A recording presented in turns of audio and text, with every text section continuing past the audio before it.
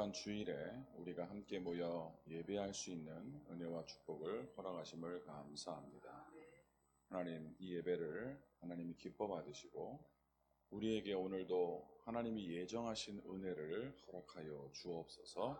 우리 구주 예수 그리스도 이름으로 기도드렸습니다. 아멘. 한국에 들어온 지 이제 한 3주 정도 돼 가는데 계속해서 첫째 주에는 이제 부산에서 또 말씀 선포하고, 지난주에 또 강원도에서 또 말씀 선포하고, 다음 주는 또 오산에서 또 말씀 선포하고, 그 다음 주는 공주 가고, 또 7월 달에는 또 안성 이렇게 가고, 계속해서 이제 말씀 전하는 스케줄들이 잡혀 있는데, 오늘 이제 딱 이 시간에 시간이 되어가지고 말씀 선포하게 되었습니다. 하나님의 계획이 분명히 있는 줄 믿고요. 오늘도 여러분들이 언약의 말씀을 붙잡게 되기를 축복합니다. 혹시 지도 띄워주실 수 있나요? 자, 이게 좀 복잡해 보이는데 마우스로 한번 이렇게 해보세요. 오른쪽 밑에 오른쪽 위쪽에 보면 그 위쪽에 안디옥이라는 곳이 있죠. 네, 안디옥 보이시죠? 네. 그 안디옥이라는 곳에서 이제 바울 전도 팀이 이제 여정을 시작하게 되는 겁니다. 거기서 안디옥에 모여서 이제 바울 전도 팀이 2차 전도 여행을 시작하게 되죠. 그래서 안디옥에서 밑으로 쭉 내려오면 예루살렘 보이죠? 거기 이제 사해 바다 옆에 거기가 예루살렘 이스라엘 수도고요. 이제 거기서부터 이제 핍박이 일어나다 보니까 이 사람들이 자꾸 핍박을 받은 유대인들이 북쪽으로 쭉 밀려서 안디옥에 이르게 된 겁니다. 그래서 안디옥에서 바울 전도팀이 전도 운동을 시작하게 되고, 그 다음에 왼쪽으로 좀만 가면 루스라는 곳이 나와요. 첫 번째 사역지입니다. 근데 거기가 지금 어느 지역이냐면 지금은 터키 지역이에요. 어쨌든 그 지역에서 이제 복음 전하다가, 사실은 그 루스트라에서 복음 전하고 이후에 이 바울 전도팀이 그 북쪽으로 이제 가서 복음을 전하려 했는데, 이고니온 비시디아 이쪽에 쭉 복음 전했고요. 원래 그 북쪽으로 쭉 나가려고 했는데 성경에 보면 예수의 영이 허락지 않았다라고 그래요. 그래서 왼쪽에 쭉 보면 그 에베소 그쪽 지역 보이죠? 예. 거기서부터 이제 그 에베소 그 위쪽에 보면 드로아라고 있어요. 아시아 드로아. 예. 거기서 사실은 이제 바울 팀들이 기도하면서 어디로 가게 되냐면 행선지를 바꿔서 왼쪽으로 가게 됩니다. 그래서 마게도냐라는 지역 보이죠? 왼쪽 위쪽에 보면 그 위쪽에 마게도냐. 거기 이제 마게도냐 지역인데요. 이 마게도냐 지역은 지금으로 말하면 그 그리스 지역입니다. 그래서 마게도냐 지역 첫 성이라 그래서 이제 빌립보가 나오죠. 빌립보에서 누구를 만나게 되냐면 루디아를 만나고요. 그 밑에 데살로니가에 가서 누구를 만나냐면 야손이라는 사람 만나고, 쭉 내려가서 이제 고린도에 이르죠. 저 밑에 고린도에 이르러서 누구를 만나냐면 그 브리스길라 아굴라 부부를 만나면서 이 마게도냐 지역 사역이 이제 된 겁니다. 그래서 이제 갱그리아에서 이제 바울이 머리를 깎고, 그다음에 에베소에서 이제 3년간 머물면서 이제 한 2년 정도 에베소에서 머물면서 이제 사역을 하게 됩니다. 그래서 이 지역을 전체 이제 마게도냐 지역 전도 운동이라고 하는데요. 바울의 1차 전도 운동입니다. 하지만 요 한 3년간의 사역을 통해서 교회들이 빌립보, 데살로니가, 고린도, 에베소 이 지역에 3년 동안에 크게 한 4군데 교회가 서게 되는 거죠. 이 교회가 서게 되는데, 이제 바울이요, 요 지역의 제자들을 다 세워놓고 어디로 가려고 그러냐면 예루살렘으로 다시 돌아가려고 하는 겁니다. 근데 오늘 이제 21장, 사도행전 21장 요 내용은 바울이 1차 전도 여행을 마치고 나서 예루살렘으로 가는 가기 전에 사도행전 20장에 고별 설교를 먼저 해요. 나는 이제 예루살렘으로 갈 거다 라고 고별 설교를 하게 되고, 그때 바울이 예루살렘으로 가려 하는데, 바울이 기도할 때 먼저 알게 된 내용이 뭐냐면 가면은 결박과 환란이 있을 거다라는 것을 성령이 알게 해줘요. 예루살렘에 가면 계속 띄워놔 주세요. 예루살렘에 가면 결박과 환란이 있을 거라는 것을 성령이 알게 합니다. 그런데 바울이 뭐라고 말하냐면 사도행전 20장 이거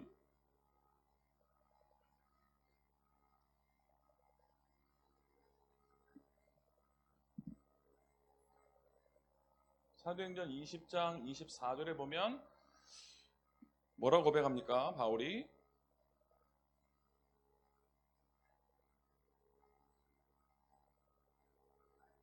나의 달려갈 길과 주 예수께 받은 사명, 이 하나님의 은혜의 복음을 증언하는 일을 마치려 하면은 나의 생명조차 귀한 것으로 여기지 않는다 그랬어요. 자, 결박과 환란이 있을 거로 알았는데 결박과 환란은 내게 상관이 없고 나는 뭐가 있다 그랬어요? 달려갈 길이 있다 그랬어요. 그래 놓고는 나는 달려갈 길이 있기 때문에 결박도 상관없고 환란도 상관없고 나는 갈 거다라는 거예요. 그러고 나서 오늘 이제 다시 지도 한번 보여주세요. 사도행전 21장인데요. 21장에 예루살렘으로 가다가 다시 어디냐면 이제 빌립비아 가이사랴라는 지역이 있는데요. 안디옥에서 아마 왼쪽으로 그 근처일 겁니다. 가이사랴라는 지역에서요. 거기서 빌립의 집에 들어가서 빌립이 누구냐면 그 사도행전 8장에 사마리아 성에서 복음 전했던 그 집사 있죠. 빌립 집사가 이제 가이사랴라는 지역에서 이제 지내고 있었는데 거기서 이제 며칠간 머물게 됩니다. 예루살렘 가기 전에. 그런데 거기서 무슨 얘기를 듣냐면 다시금 빌립의 집사들과 그리고 또 어떤 선지자 아가보라는 선지자를 통해서 너 거기 가면 많은 환란이 있을 거야 라는 얘기를 2차적으로 또 듣게 돼요. 자, 여러분 어떤 생각이 드십니까? 첫 번째 바울이 기도하면서 성령이 알게 했어요. 뭐요? 예루살렘에 가면 결박과 환란이 있을 거라는 얘기를 들었고요. 두 번째로 이 예언가를 선지자를 통해서 예루살렘으로 가면 결박과 환란이 있을 거라는 걸 두 번째로 듣게 됩니다. 여러분 같았으면 그 정도 이야기를 들으면 가면 안 되겠는 거구나 라고 이야기를 생각을 하실 수 있을 거고요. 아니면 어떻게 하겠어요? 성령이 이 위험을 피하게 하시는구나 라고 사인으로 받아들일 수도 있었겠죠. 그리고 심지어는 오늘 읽은 본문에 보니까 이 사람들이 뭐라 그랬냐면요. 울면서 이제 가지 말라고 권하니까 너희가 어찌하여 울어 내 마음을 상하게 하느냐라고 바울이 얘기하잖아요. 바울이 가면 고난당하고 죽을 게 뻔하니까 이제 못 가게 하는 거예요. 선지자들이 못 가게 이게 막으니까요. 그리고 이제 자기가 사랑하는 선생님이 가면 고난을 당하게 될 거니까 죽을 수도 있으니까 막 울면서 선생님 가면 안 됩니다. 이렇게 말리는 거예요. 그런데 이 바울이 뭐라고 고백해요? 나는 주 예수의 이름을 위하여 결박당할 뿐 아니라 죽을 것도 각오했다라고 말합니다. 여러분 굉장히 중요한 내용입니다. 뭘 위해서요?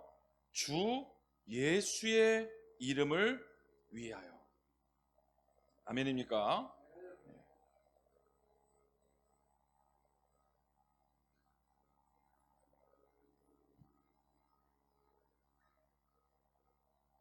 주 예수의 이름, 우리가 많이 맨날 하는 이야기잖아요.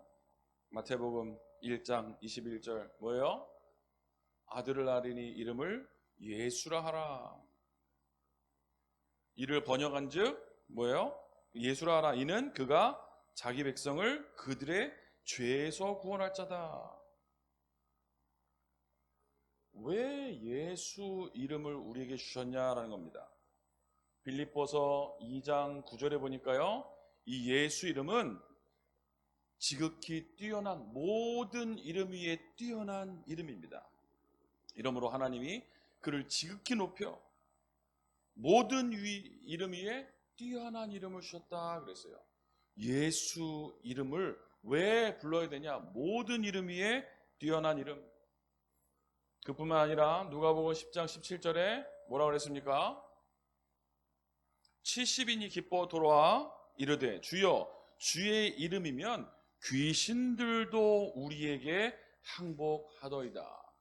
흑암이 벌벌 떠는 모든 이름 위에 뛰어난 이름. 뭐라고요? 예수 이름. 바울이 죽기로 각오했는데 뭘 전하다가요? 예수를 전하다가 죽기로 각오했어요. 이건 비밀입니다. 우리 목사님이 2주간 케냐에서 이제 사역을 하셨는데 뭐 뻔하죠. 가셔서 뭘 하셨는지. 예수 이름 선포하셨겠죠. 우리 목사님 가시는 곳마다 예수 이름 선포하시는데 여러분들은 그냥 예수 이름 듣고 나는 모든 문제 해결받은 하나님 자녀야. 나는 의인이야. 이제 죄에서 모든 문제 해방받았어. 거기서 끝나는 1차원에서 끝나면 안 되는 겁니다. 이제는 이 예수 이름 몰라서 지금도 방황하고 고통받고 있는 사람들에게요. 나는 이 예수 이름 전해야 되겠다. 라고요. 결단을 하셔야 됩니다. 내가 못하면 어떻게 됩니까? 내가 못하면 할 수 있도록 방법을 만드는 거예요. 우리 교회는 주님 오시는 그날까지 예수 이름 선포하는 교회가 되기를 주임으로 축복합니다. 그러니까 바울이 나는 결박과 환난, 핍박 이런 거 상관없이 나는 가서 예수 이름 말할 거다 라고 하니까요. 이제 이 사람들이 도저히 안 되니까 뭐라 그랬어요?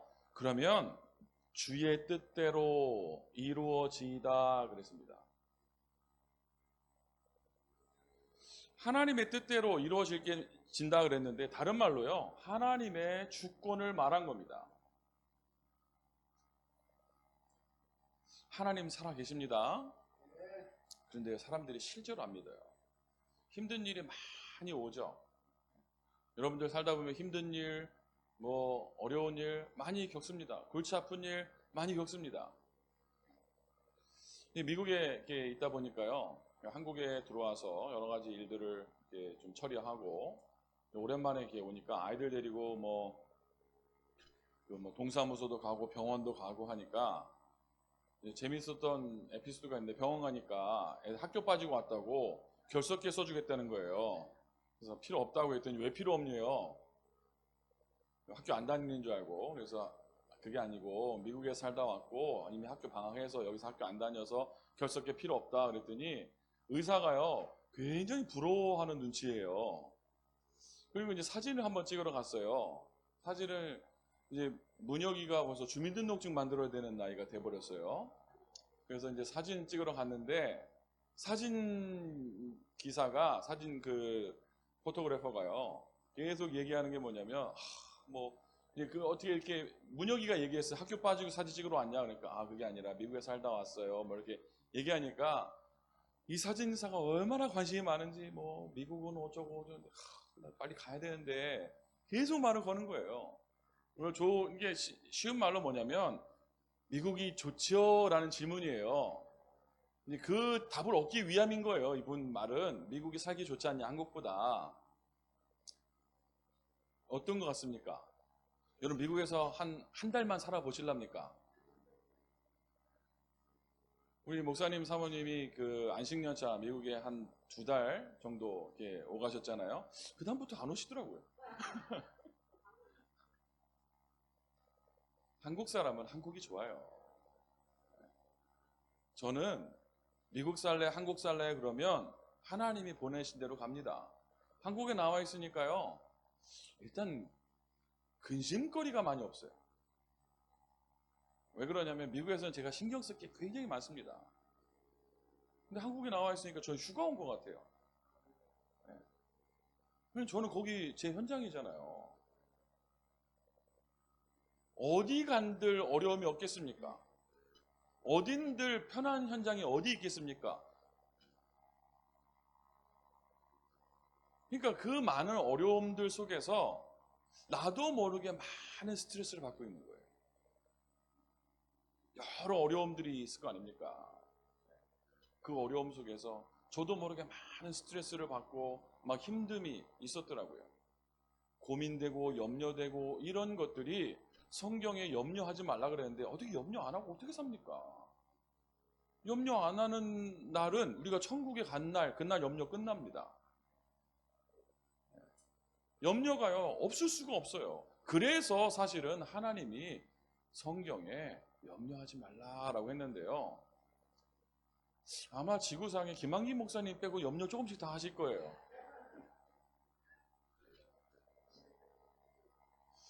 이 진짜 누리든지 아니면 철저한 인본주의를 쓰든지 둘 중에 하나는 해야 됩니다. 어중간하니까 힘든 거예요. 많은 사람들이 진짜 하나님 살아계신데 하나님 안 믿어요. 하나님이 주권을 안 믿는 거예요. 주권을. 자, 잠언서 3장 한번 보세요. 5절 6절입니다. 같이 읽어볼까요? 잠언서 3장 5절 6절.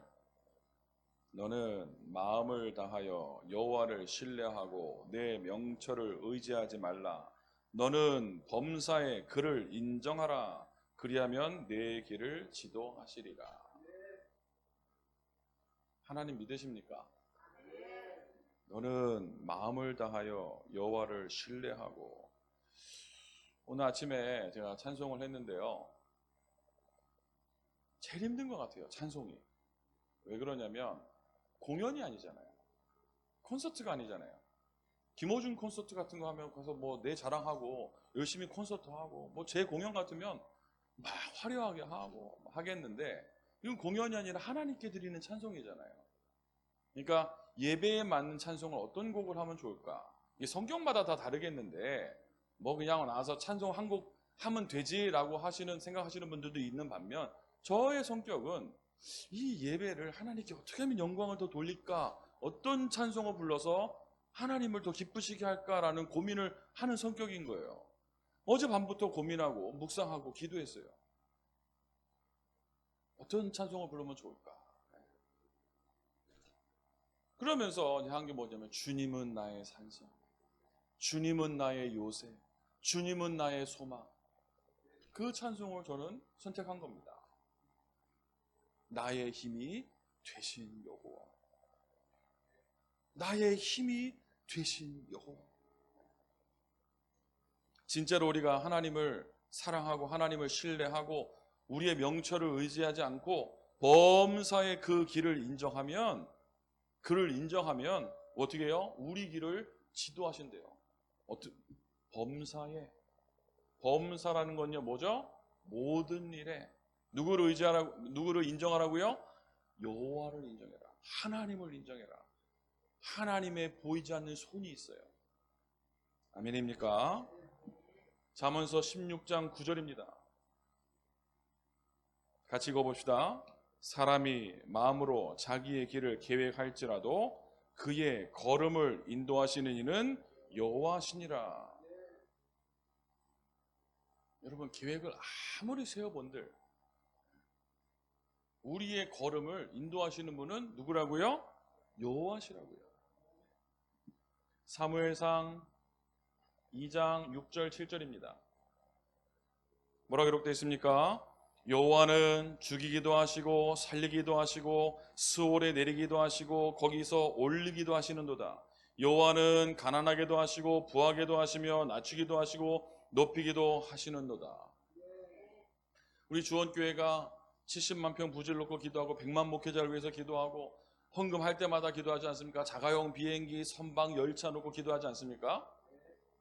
그래서 제가요 장인어른한테 물어봤어요. 여쭤봤어요. 자가용 비행기, 선박은 가능한데 자가용 열차 가능합니까? 이거 법적으로. 이게 왜냐면 철도가 이게 국가 소유인데 이 철도를 이용하려면 자가용 열차가 가능한가? 제가 한번 여쭤봤거든요. 가능하다 하시더라고요. 네. 가능하답니다.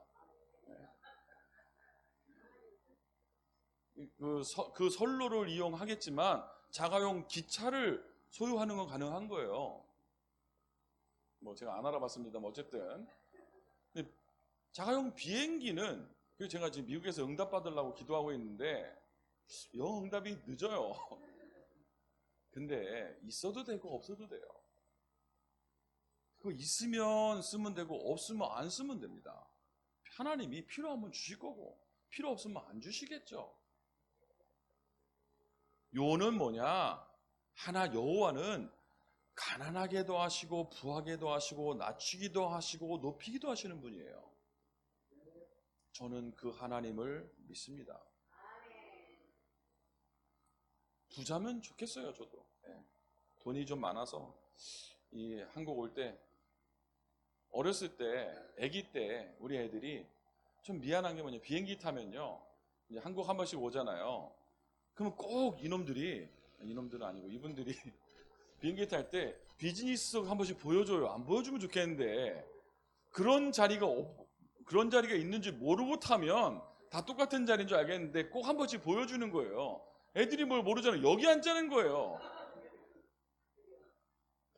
여기 좋다고, 넓다고. 저도 거기 좀 타보고 싶은데 애들 거기 못 태워주니까 마음이 아픈 거예요. 참 아빠가 무능력해서.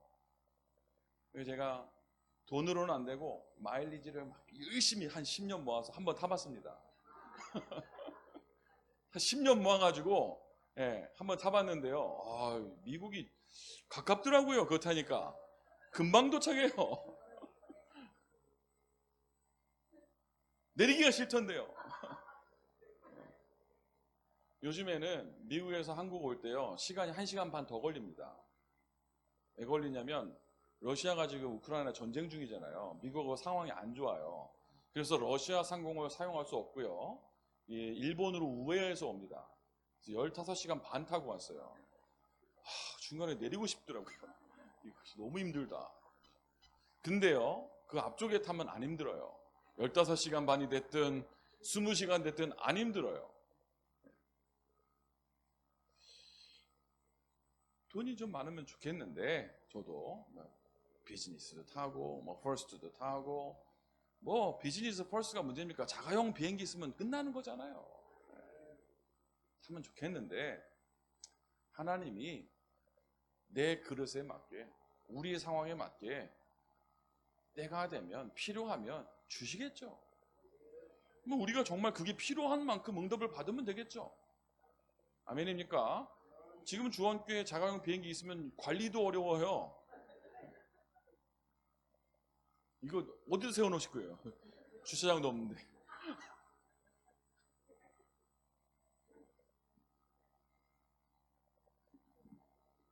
마태복음 10장 29절.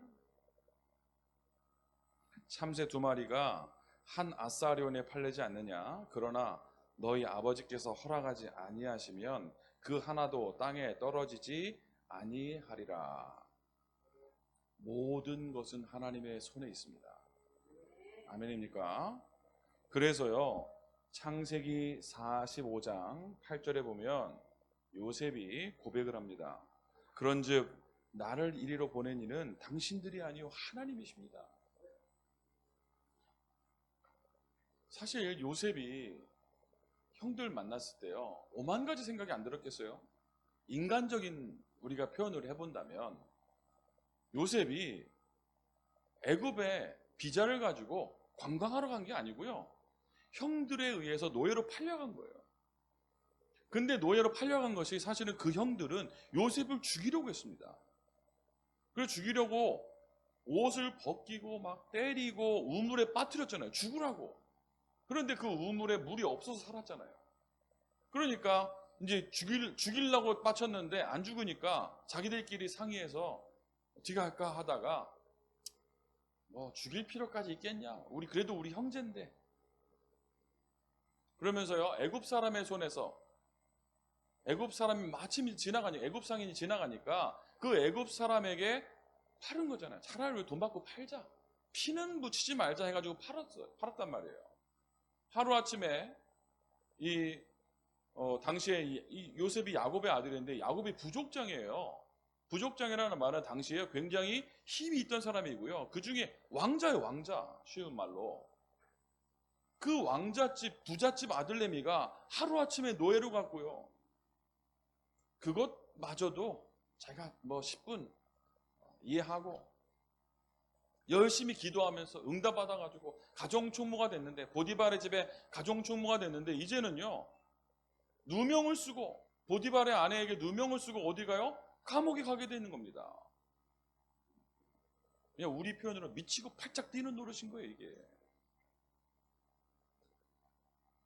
저 같았으면 잠이 안 올 것 같아요. 분해가지고. 아마 저 같았으면 요셉의 형들한테 맞았을 때 한 놈은 잡았을 것 같아요.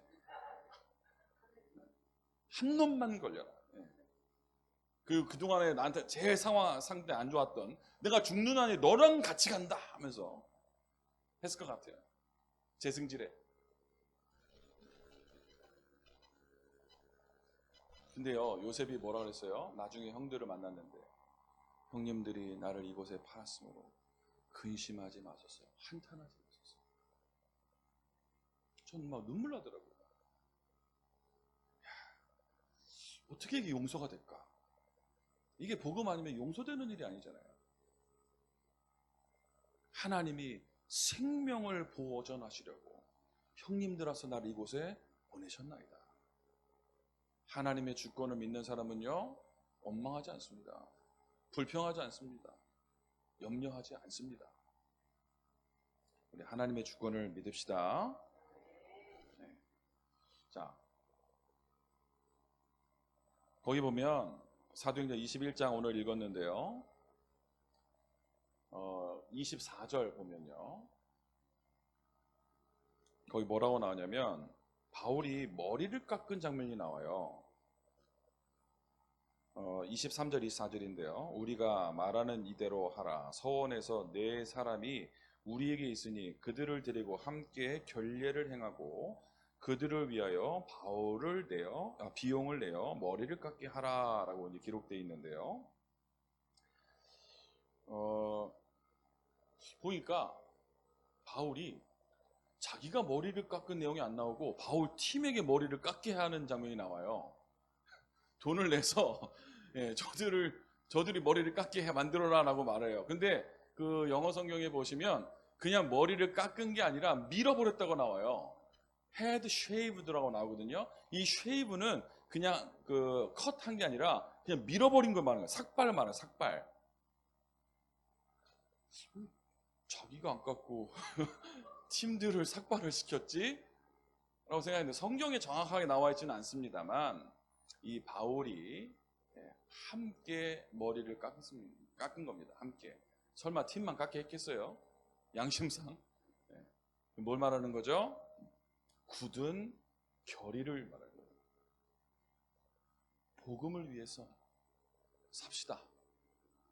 아멘입니까? 네. 우리의 의지대로 안 됩니다만 저는 베드로가 참 좋아요. 왜 베드로가 좋냐? 일단 안대값에 질르고 봐. 내가 죽을지언정 주를 배신하지 않겠다고 하면서요. 그래 하는 거예요. 일단 안대값에 지르고 보세요. 안 될 걸 알고 지르는 게 아니라 믿음으로 지르는 겁니다. 바울이 내가 죽을지언정 주를 배신하지 않겠다고 말한 거는요, 진심이었습니다.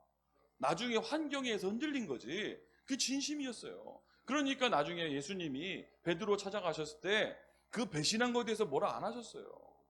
왜? 그 중심을 아셨거든요. 내 어린 양을 먹이라 라고 부탁하셨죠. 그런데요, 거기 또 보시면 사도행전 21장 27절에서 32절까지 쭉 보시면 이 유대인들이요, 무리를 충동시켜요. 그래가지고 바울 팀들을 계속 괴롭힙니다. 사도행전에 이제 바울이 안디옥에서부터 바울 전도팀이 시작돼서 전도 운동을 쭉 하는데 단 한 번도 빠짐없이 유대인들이 바울을 죽이려고 했어요. 실제로 루스드라에서는 돌에 맞아 죽기도 했죠. 죽은 줄 알고 내다버렸잖아요. 바울이 죽은 줄 알고 내다버렸는데 살아났어요. 그래서 그 루스드라 성에 다시 들어갑니다. 왜 들어갔겠습니까? 거기서 누구를 만났어요? 제자 디모데를 만난 거예요. 제자를 만났기 때문에, 생명건 제자 디모데를 만났기 때문에 죽다 살아났는데 다시 들어가는 거예요, 그 성에.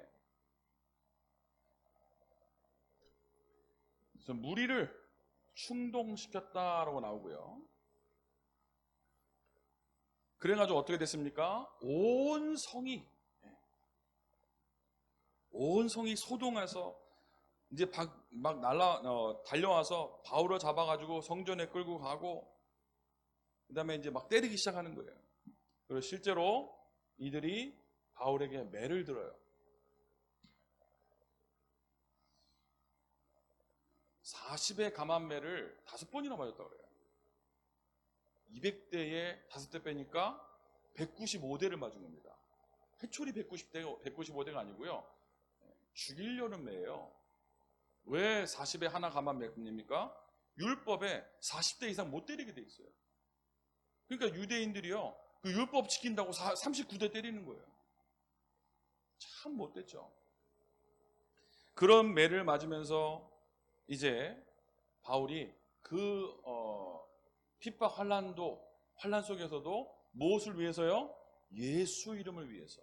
우리가 요즘에 복음 전한다고 해서 40에 하나 감한매를 때리고 그러지는 않잖아요.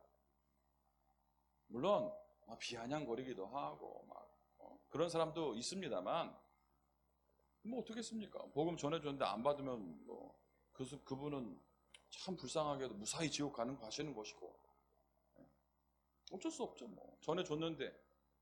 그런데 우리 마음에 적어도 안타까움은 있어야 될 거 아닙니까? 여러분 주위 보시면서, 여러분 가족을 보시면서 적어도 우리에게요, 이 한은 있어야 되잖아요. 사람들 다 죽어가는데, 쉬운 예로 터키에 지진이 났을 때 많은 사람들이 죽고 하니까 우리 거기에 막 구호품도 보내고 막 성금도 보내고 했잖아요. 왜? 사람이 죽어가니까. 우리 현장에 지금 복음이 없어 사람이 죽어가는데 그들에게 복음 전해줘야 되는 안타까움은 적어도 우리에게 있어야 될 거 아닙니까? 그런데 이 바울이 이 복음을 위해서 정말로 이 어려움을 당하면서도까지 복음 운동을 하는데요. 이때 누구를 만나게 되냐면 천부장을 만나요. 왜냐하면 가이사라라는 지역이라고 그랬다는, 가이사라라는 지역에서 일이 일어났는데, 그쪽에 있는 천부장이 자기가 있는 지역에서 이제 사람을 죽이려고 하니까요, 나가본 거예요. 백부장이 소리를 듣고 천부장이 가서 무슨 일이냐 물어보니까 이제 이 유대인들이요 막 여러 말로 참소를 하는 거예요. 그거 들어보니 자기도 이해가 안 되는 거예요. 도대체 왜 바울을 죽이려 하는지 이해가 안 되는 말을 하는 겁니다. 고소하는 사람들이 막 이런 얘기 저런 얘기 하는데 앞뒤가 안 맞고 그냥 승질이 난 거예요. 사단이 역사한 거죠. 충동. 그리고 어떤 난리와 소문이 들려도 흔들리지 말게 되길 바랍니다. 우리는 그냥 복음 위에서 가면 되는 거예요. 아멘입니까? 그 천부장이 그 이야기를 듣더니 이 유대인들이 하는 이야기를 듣더니 내가 알아서 이제 재판을 시작할 때가 너네는 가라 그래요. 왜? 들어보니까 말도 안 되는 얘기를 하니까요. 자, 거기서요 재밌는 이야기가 나옵니다. 38절 한번 띄워봐 주세요. 38절에 21장 38절. 그러면 내가 이전에 소요를 일으켜 자객 4,000명을 거느리고 광야로 가던 애굽인이 아니냐? 언제 바울 전도팀이 자객으로 바뀌어 있어요? 자객 4,000명을 이끌던 이 애굽인으로 바뀌어 있는 거예요. 이 여론이 그렇습니다. 바울 전도팀이 모여가지고 4,000명이 집회를 했겠죠. 한 4,000명 정도 모여서 은혜를 받은 적은 있었겠죠. 그런데요, 이 유대인들이 어떻게 누명을 씌우냐? 자객 4,000명 애굽인으로 바꿔버리는 거예요. 그때 바울이요 쭉 얘기합니다. 나는 애굽 사람이 아니고 유대인입니다.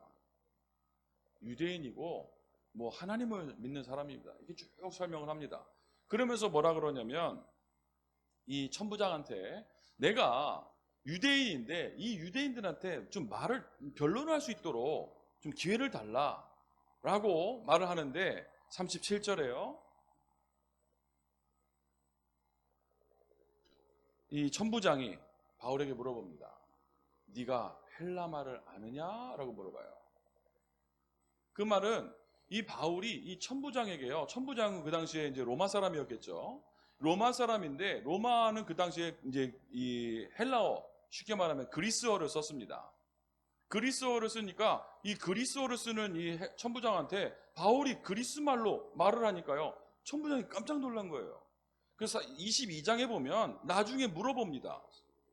천부장이 나중에 이제 바울이 뭐라 그러냐면 나 로마 사람이다 말을 하니까 천부장이 나는 돈을 많이 주고 이 로마 시민권을 받았는데 너는 어떻게 받았냐고 물어봐요. 그러니까 이 바울이 나는 나면서부터 받았다. 이 천부장이요 자기가 어떻게 할 바를 몰라서 이 바울을 놔줍니다. 그 정도로 힘이 있는 사람이었어요. 네가 헬라 말을 아느냐? 라고 하면서 이제 대화를 나누다가 이 히브리 이제 유대인들 앞에서 히브리어로 설교를 하기 시작해요. 사도행전 22장에 보면. 그러니까 이제 22장에 이 말을 듣던 히브리인들이요. 근데 예수 이름 막 선포하니까요. 막 또 난리가 나요. 뭐 헬라 말을 알고 모르고 중요한 것은 아니고요. 여기서 우리가 꼭 짚고 넘어가야 되는 것이요. 복음을 위한 237 나라 살릴 준비는 하고 있어야죠. 맞아요? 네. 그래서 내가 어떻게 진짜 한 시대에 하나님의 뜻을 가지고 주의 뜻은 무엇이겠습니까? 모든 사람이 구원받는 것이 주의 뜻인데 이것을 가지고 어떻게 복음 운동할 것인가 한번 고민해 봅시다. 나는 남은 인생 동안에 어떻게 복음 운동에 쓰임 받을 것인지 한번 생각해 봅시다. 주원교회가 기도하면서 제가 선교할 수 있도록 기도로 물질로 도와주셔서 너무 감사합니다. 여러분들이 어떻게 하면 전 세계에 이 복음 운동 할 수 있을지 중직자들이 모여서 함께 기도해야 되고요. 고민해야 되고요. 어떻게 이번에 그러면 케냐에 우리가 복음 운동 할 것이고 러시아의 저 사람들은 어떻게 우리가 도와줄 것이고 그래서 기도하다가 러시아 신학교도 생겼고요. 관심을 좀 가져주세요. 목사님 혼자 뛰게 하지 마시고 관심 물론 여러분 같이 기도하시고 뭐 물질 후원도 하시고 하는데요. 함께 가자는 겁니다. 함께. 100% 모든 성도들이 함께 동참할 수는 없겠습니다만 하나님의 뜻이라면 우리는 죽어도 이 일을 해야 되는 것이고요. 망해도 해야 되는 것이고요.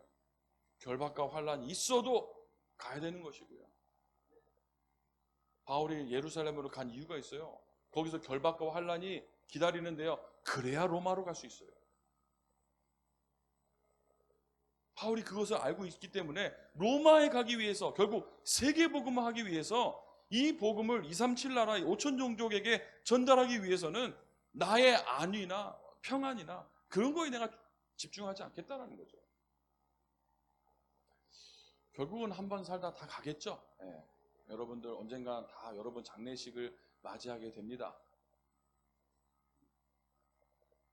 제가 어느 순간 5학년이 되었네요. 예. 아직 젊잖아요, 그렇죠? 거울을 한 번씩 볼 때마다 깜짝깜짝 놀래요. 이게 어떤 이 아저씨 누구야? 저를 보는 게 동기 목사님들이 뭐라 그러냐면 아유 이제 이 선교사도 나이 들어 보인다 그러더라고요. 아니죠. 눈이 어떻게 됐나? 네. 근데 맞죠. 세월을 누가 이기겠습니까? 저만 그렇습니까? 1년에 한 번씩 오면 여러분들 나이 들어 보이는 것도 저도 느껴집니다.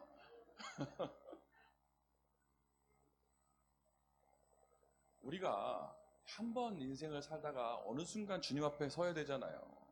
멋있게 살아가야 되지 않겠습니까? 부끄럽지 않게 살아가야 되지 않겠습니까? 주의 뜻이 여러분들에게 이루어지기를 예수 이름으로 축복합니다. 하나님 감사합니다.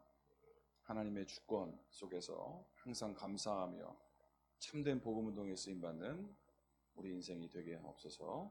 예수 그리스도 이름으로 기도드렸습니다. 아멘.